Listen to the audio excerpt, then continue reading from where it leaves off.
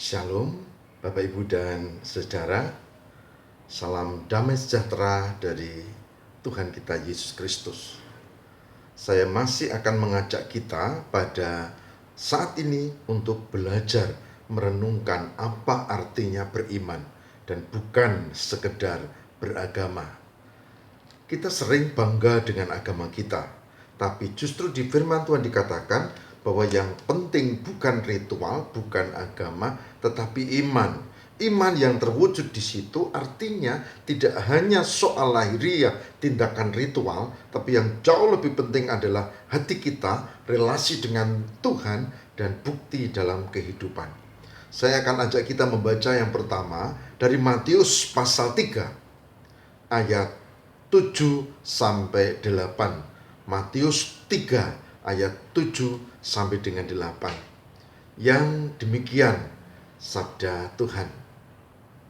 Tetapi waktu ia melihat banyak orang Farisi dan orang Saduki datang untuk dibaptis, berkatalah ia kepada mereka, "Hai kamu,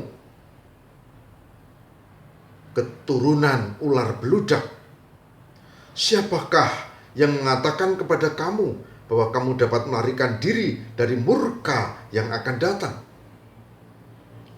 Jadi, hasilkanlah buah yang sesuai dengan pertobatan." Saya ulang baca ayat yang ke-8. Jadi, hasilkanlah buah yang sesuai dengan pertobatan. Matius pasal 3 ayat 7 dan 8, terutama ayat 8.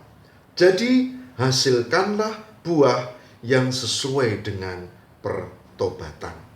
Puji Tuhan. Yang berbahagia barang siapa yang mendengarkan firman Tuhan dan memelihara dalam kehidupan setiap hari. Saudaraku yang terkasih di dalam Tuhan, orang Saduki, Farisi, lalu ditegur oleh Yohanes Pembaptis.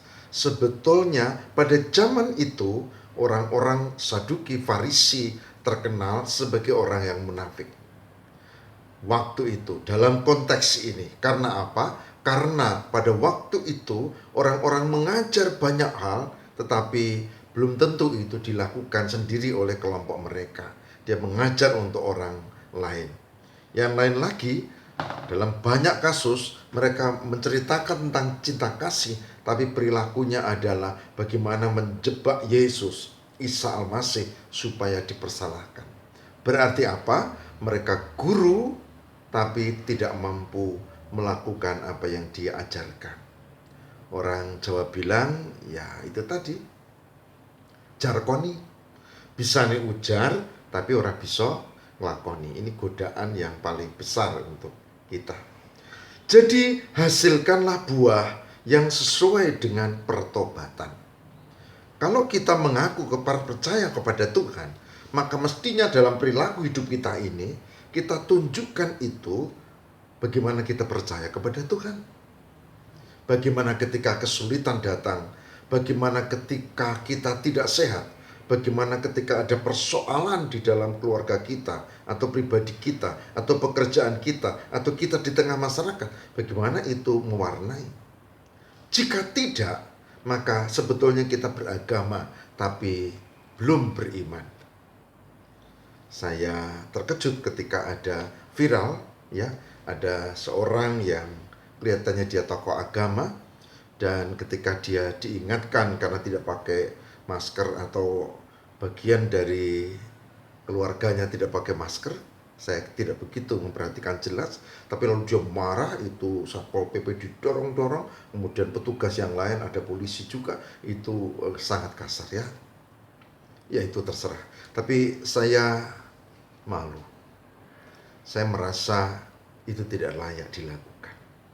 Tapi sudahlah, memang tidak mudah beriman. Beragama dengan atribut-atribut itu lebih gampang, saudara. Lebih gampang. Saya menggunakan kalung salib.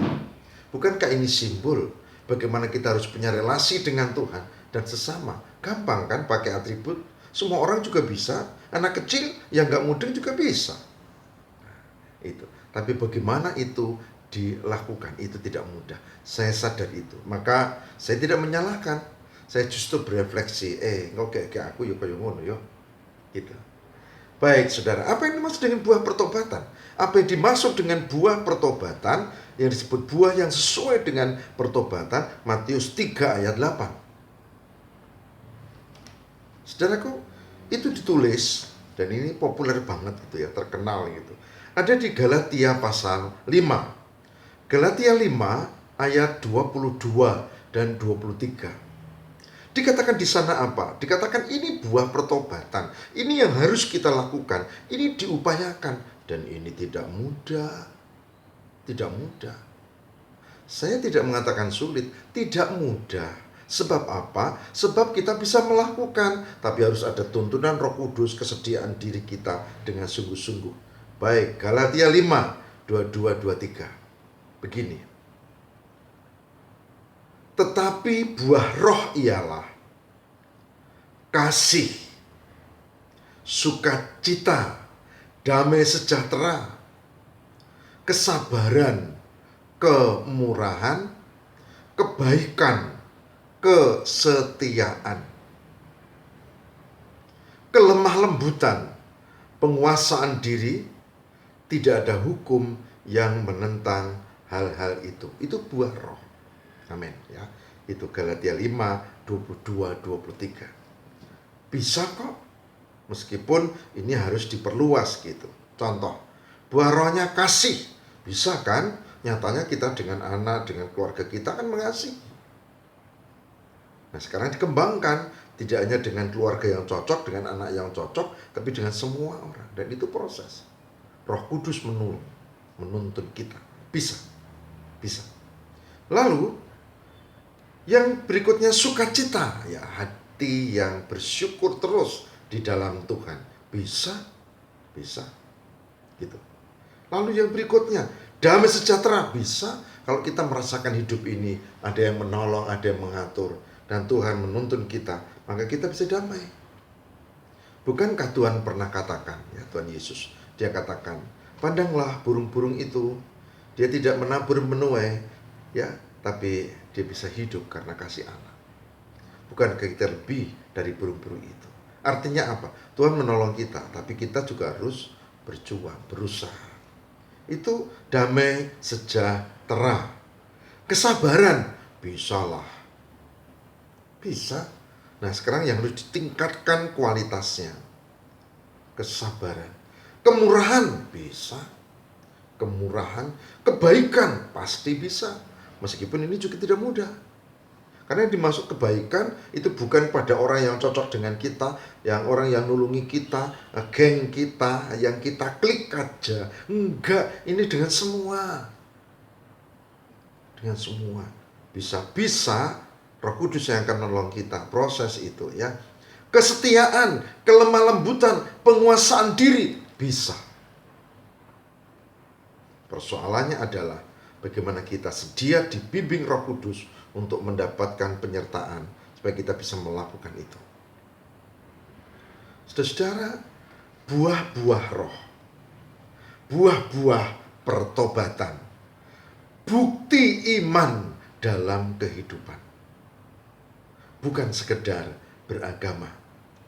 Mulai sekarang stop bangga dengan agama kita, tapi ganti stop bangga dengan iman kita. Karena apa? Karena kalau agama itu cuma atribut, cuma lahiriah, bentuk, ritual-ritual. Ya, tapi kalau iman itu masuk di situ ada ritual juga, tapi iman itu lebih mendalam. Seperti kemarin saya katakan. Saudara, selamat masuk hari ini dengan iman yang teguh dan bukan sekedar agama. Tuhan berkati.